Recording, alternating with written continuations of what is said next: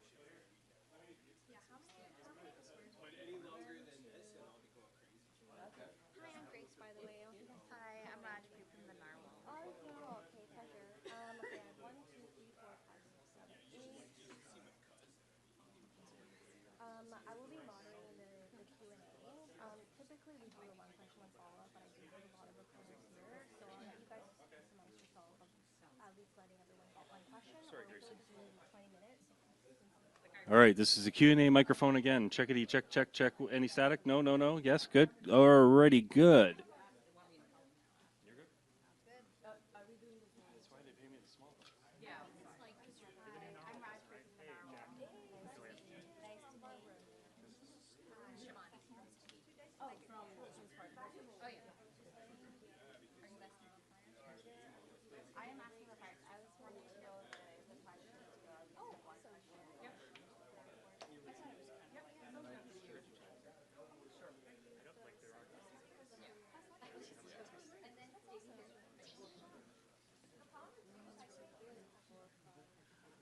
Since I've not used the, oh no, it's not the podium that I need. I just needed to see if you can hear me okay. Okay, perfect. Well, because I'm not used, used to these 8-inch speakers, right?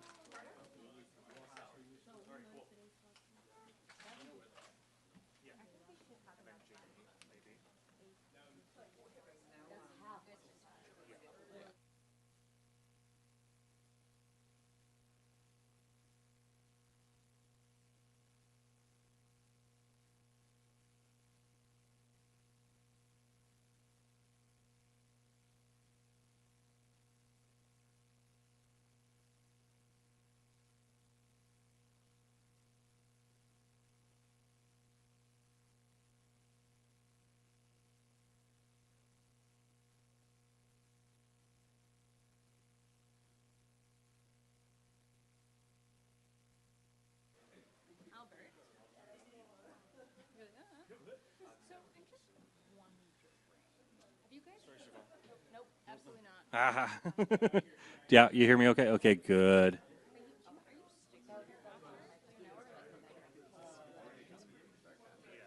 you sticking with your phone for like an hour,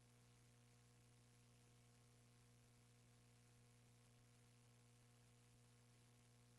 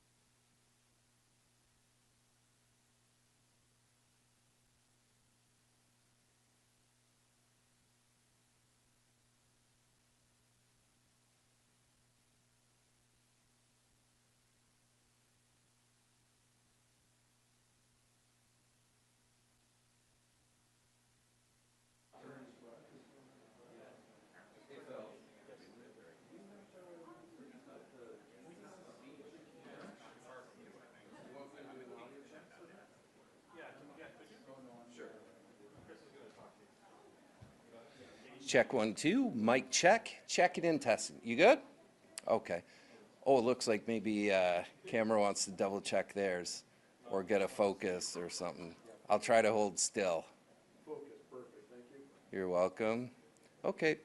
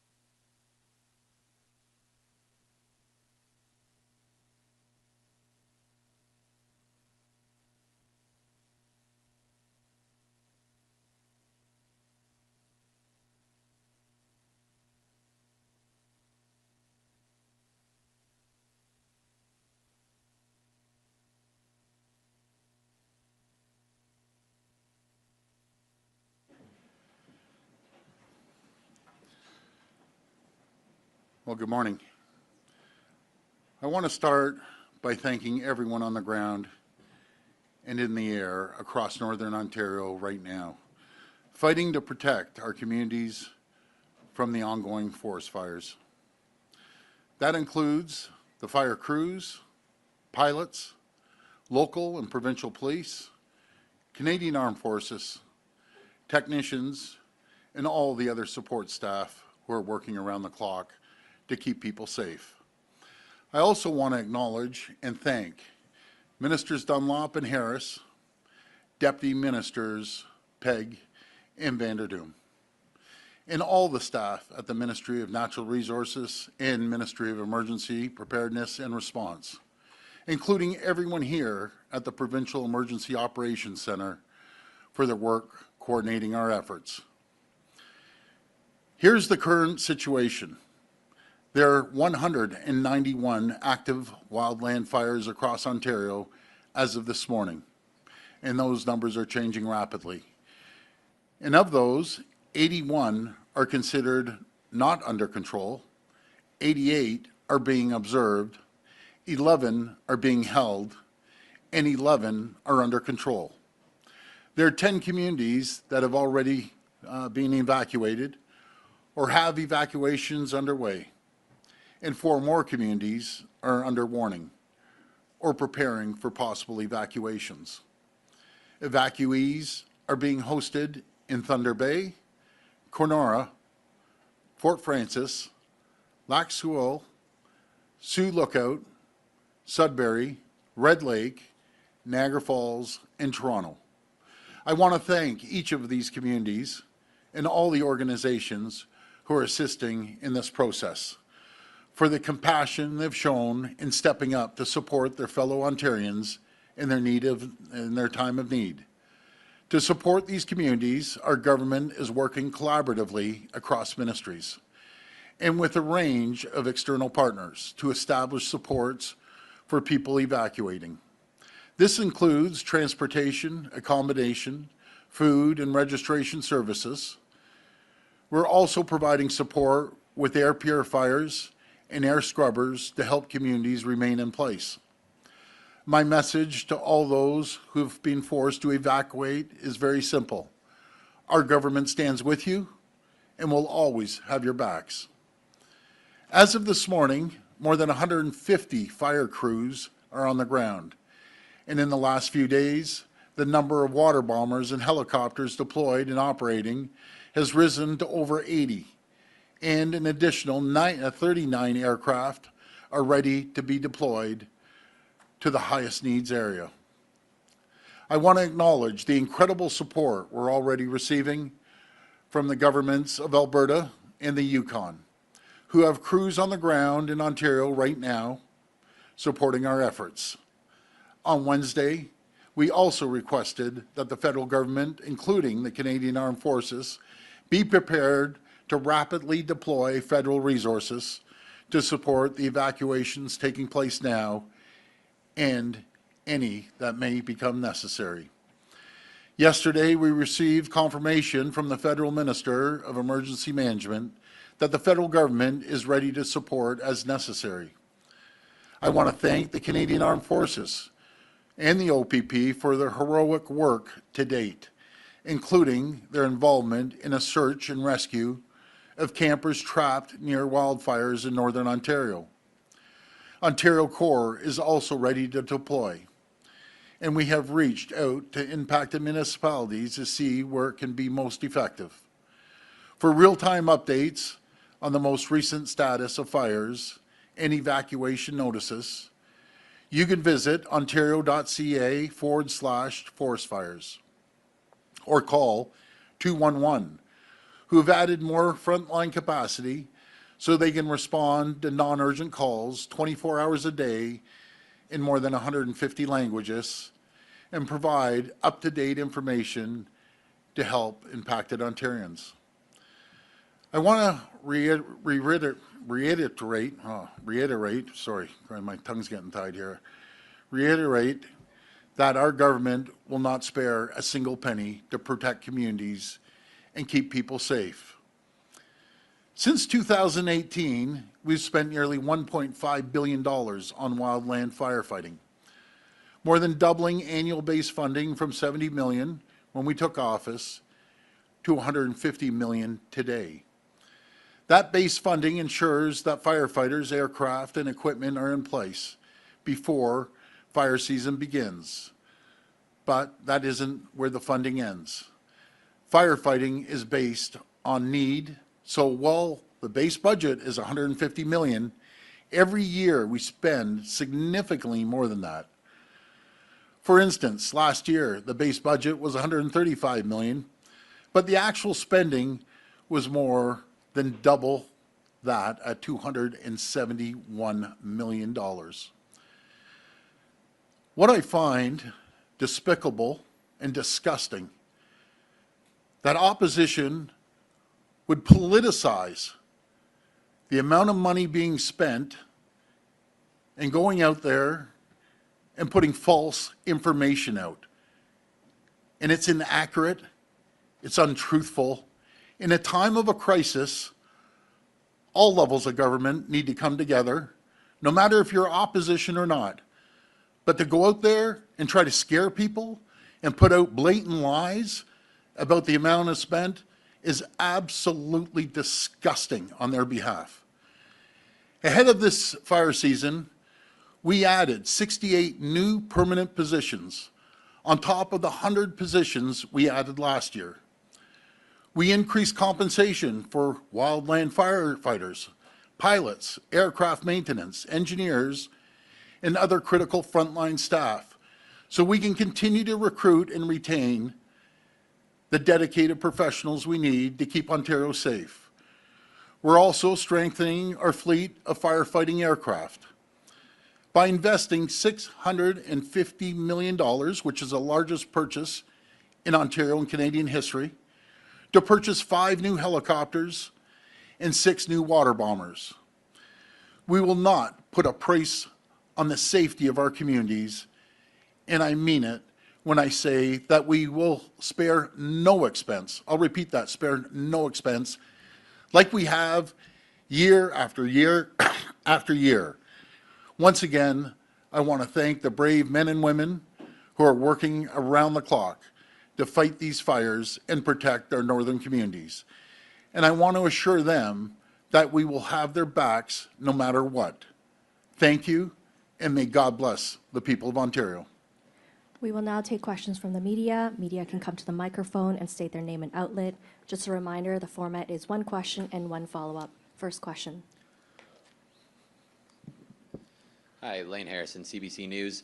I just have one for you, Premier, about the communities in the north. There's been some criticism from the Indigenous communities that have had to evacuate of your Ministry of Natural Resources, with White Sand First Nation saying in particular that the Ministry of Natural Resources didn't see the fire that raged through Collins until it was too late, and there's been some frustration about the evacuation process as well. Just what do you have to say to those communities who are frustrated with the response?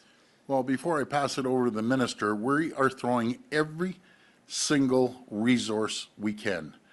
When you have 191 infernos running right across our province, we're deploying it based on the firefighters' expertise.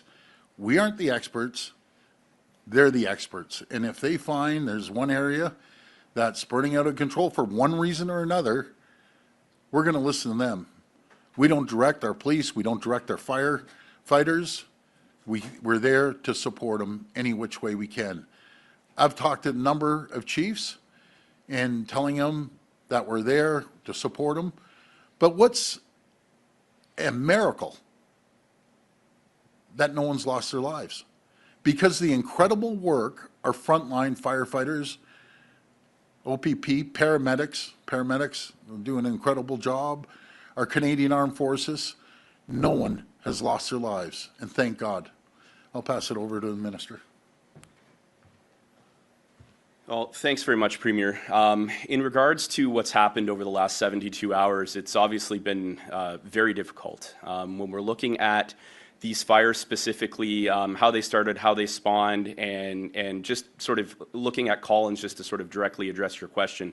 That particular fire started very, very close to community, which is something unusual, and we didn't really have a whole lot of lead time to be able to then get crews over there from the other fires that they were already fighting. I think at the time we had roughly 180 fires on the go. So we worked with the community, obviously, to advise them, of course, and they were able to evacuate and get out, which is obviously number one. That is our number one priority. And we're going to continue to work with them over the next little while in regards to kind of how things are going to flow. And obviously, we've got them safe now in Thunder Bay, which is incredible. And thank you to Minister Dunlop and her team for the work they're doing now to keep those people housed on the ground. So certainly a very tricky situation. We're working with First Nations partners all across the province, constant communication on a daily basis.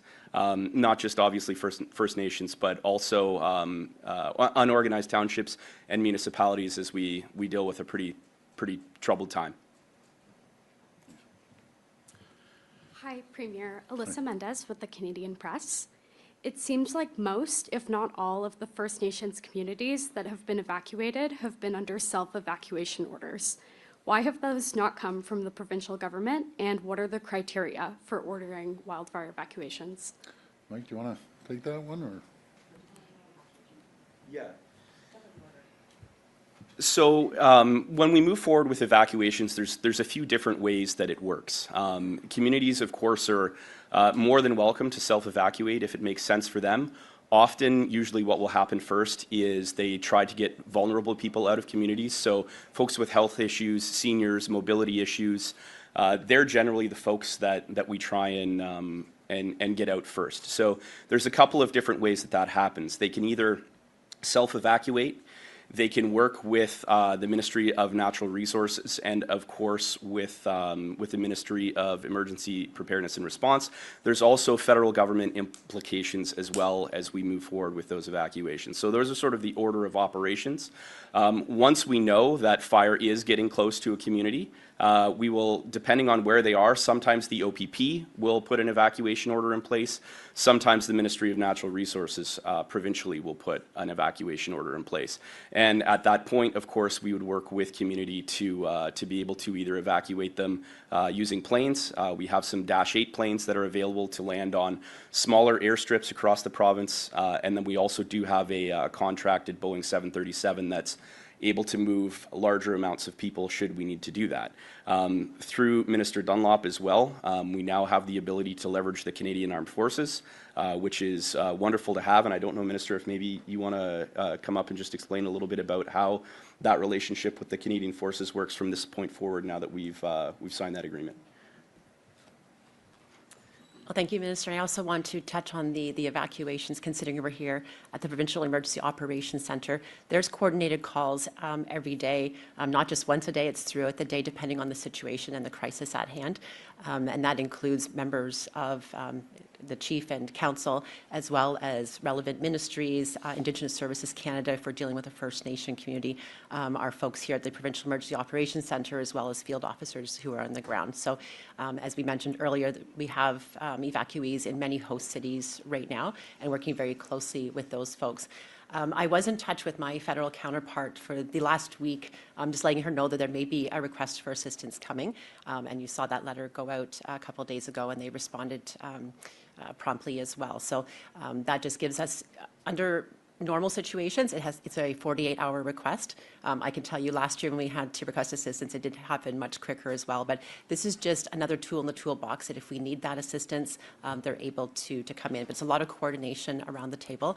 The Canadian military is also at our operation center here with us and on those calls too. So it's just being able to coordinate so that if we do need to get folks out in a hurry, we're able to, because we have to also remember when you're landing a Hercules in some of these smaller runways, you only have one shot at it because it tears up the runway.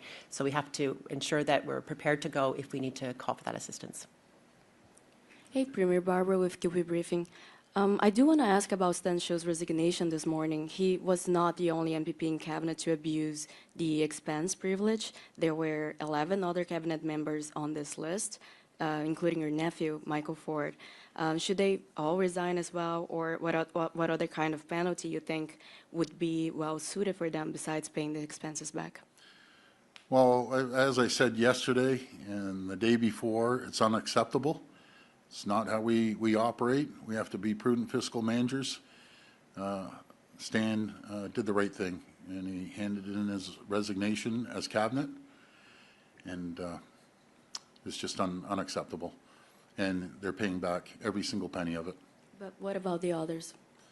The Again, others on the list?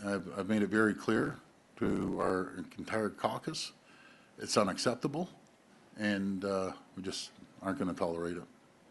Hi, Premier Jack Howard from the Trillium. Stan Cho said in his resignation letter that he posted that he only claimed the expense on nights when the legislature sat late.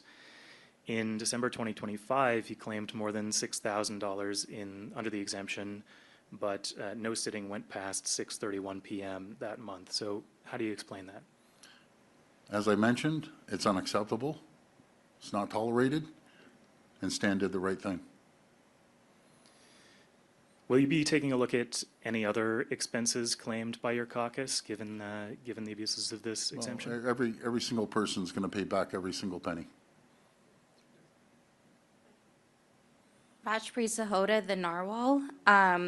Opposition MPPs are reporting difficulty getting timely information needed to support their constituents. What kind of support do you acknowledge this, and what kind of support are you giving them? Why isn't this across government action? Yeah, go ahead. So thank you. I've personally been in touch with several opposition MPPs over the last, we'll say almost week, 72 hours at this point. Certainly welcome giving folks updates if they're looking for them. But I think one thing to remember that's very important is a lot of these folks are the same people that are putting out the misinformation that is contributing to panic, hysteria, and quite frankly, as the Premier had mentioned, this is not the time for that. So if folks want real, timely information, want to understand better what's going on from opposition parties, we certainly welcome having those conversations. But what they're doing and what they're perpetrating right now is not helping the situation. So certainly appreciate that. Have had many personal calls over the last little while with some of our opposition MPPs. They're well informed. We've been speaking, of course, with municipalities across the province and also with First Nations leaders, whether that be on national councils or local leaders as well. So there's a lot of information that's getting out there right now, and I think maybe Minister Dunlop wants to just add a quick note to that. Yeah, I would agree with Minister Harris's statement. I've heard the same thing, and I can let you know that members who have reached out for information have received the information at hand. So again, playing politics is not the time. This is about human safety. We have teams on the ground working to ensure that communities are supported, whether they are staying in place or whether they are being evacuated to host cities. But those members need to reach out and ask for information at that time. Thanks. And the second question, many families who are being evacuated right now are saying they're going into communities that are already struggling to accommodate them. Emergency response is at overcapacity. Do you acknowledge this, and what support are you giving them? We're giving them every support we can. My heart breaks for families that actually lose their homes, but everyone's pulling together. I just listed off 10 different cities that are bringing them in and taking care of them, right from Thunder Bay to Kenora to Sioux Lookout, and Niagara Falls is taking care of quite a few people in Toronto, and other areas that aren't as affected as what the north is. Even Sudbury. I talked to Chief Sonny last night from Arrowland, and he evacuated 15 hours on a school bus. Folks, this is a very difficult situation. Even to fly in to these communities on dirt runways when the fire's going and the smoke, our number one priority is to make sure they're safe, and that's what we've accomplished. Again, last year we had over 600,000 hectares on fire. This year, and it's changing on a daily, hourly basis, it's 650,000 acres already. And it's, thank God, no one has died. So that tells me the communities are cooperating. We have outstanding frontline responders. They're doing an incredible job putting their lives on the line. So everyone is pulling together. Hi, Om Shanbach, the Globe and Mail. The chief of the Collins First Nation says the Ministry of Natural Resources did not respond to requests for help from the community or properly warn people there of the wildfire that destroyed the community. What assistance is your government providing the community, and is your government reviewing its response? Yeah, as I had said earlier, the Collins fire in particular started very, very close to the community. When we were notified, obviously the fire had spread closer to community at that point. We did our best to mobilize assets to get them there. That's what we do in any case. Whenever we do have fires that are threatening communities, whether they're First Nations or municipalities, other municipalities across the province. The important part to remember about the incident in Collins is that everyone got out safe, and that is the #1 priority. We plan, just as we do with any evacuations or any more sort of precedent-setting circumstances. We do look back and we do try and have a little bit of a so-called after-action report, if you will, to see what we can always work better on. But in this certain circumstance, the important part was that people got out safe. There was no loss of life. The smoke in the area made it very, very difficult for our planes to get in. I think it took us almost 2.5 days to actually get a full sort of understanding of what had happened in the area, sort of, we'll just say, around Armstrong, because the smoke plumes were so thick. Like, you could see them from space. Like, that's how big they were. So we'll continue to work with Collins, and again, they're being housed, I believe, in Thunder Bay right now. Minister Dunlop, if you want to talk a little bit more about that. Yep. Thank you. We do have an evacuation center set up in Thunder Bay for folks from Collins and Armstrong, which are both unincorporated communities. And we have our Ontario Corps partners who are supporting those efforts. Canadian Red Cross is standing up that evacuation center. Global Medic is supporting that as well. We also have Ontario Corps volunteers from the Thunder Bay and surrounding area who are help supporting those efforts as well. So we're working very closely with the communities. We also have Ontario 211, which is now set up as an information line so that folks who are wanting to know where the evacuation center are, any additional support information they need, they can contact 211 as well. What is the government doing to provide assistance to those communities? Well, first of all, we're flying them out. We're providing hotel rooms. We're providing food. We're supplying anything that they need, and they'll be safe. That's our #1 priority, is to make sure the elderly, young people, and the whole community is taken care of. And again, moving these amount of people in the middle of an inferno, it's incredible the job that our frontline responders are doing, from everywhere, from the pilots to the engineers to the wildland firefighters. They've done an incredible job, actually, absolutely incredible. Hi, Premier Siobhan Morris, CTV News. We've seen some U.S. lawmakers the last 24 hours complain about the fire or the smoke from our fires and threaten Canada in a way. Have you had any dialogue with any of the people in the U.S. you have relationships with, trying to set them straight and finding ways that they might be able to help? Well, 2 governors I talked to, Governor Healy from Massachusetts called up to see what they can help out on, what they can send. I asked for water bombers. I don't think they have the water bombers available. I asked for firefighters, anything that they can send. Had a really good couple conversations with Governor Walz. As you remember, he came to Toronto. He's a good governor. He called me up and said there's some YMCA campers stuck in the middle of a lake. Those 2 groups got separated, and with the great work of the OPP and the Canadian Armed Forces, we were able to rescue one. The other one was on a sandbar. We rescued them a couple hours later. He is so grateful. And I know the people of Minnesota are battling wildfires as well. As for other elected officials in the U.S., I have to remind the American people, when there was wildfires in California, we had our water bombers on standby. The only reason we couldn't send them because they didn't have the water to get the water bombers filled up.